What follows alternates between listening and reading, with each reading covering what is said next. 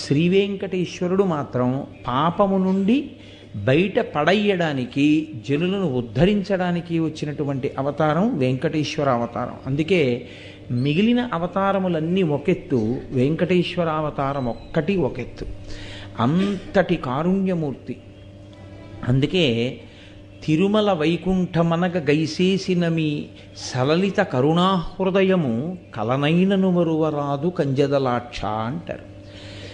సాక్షాత్తుగా తిరుమలనే శ్రీవైకుంఠంగా మార్చుకుని అక్కడికి వచ్చి నిలబడినటువంటి ఆ స్వామి యొక్క కారుణ్యాన్ని కలలో కూడా మరిచిపోవడం కుదరదు.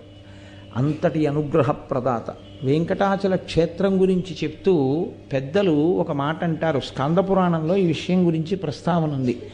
వెంకటేశ్వరునికి సంబంధించి 8 రకములుగా సేవించిన వారు ఎవ్వరైనా సరే విష్ణువునందు సాయుధ్యమును పొందుతారు, అంటే మోక్షమును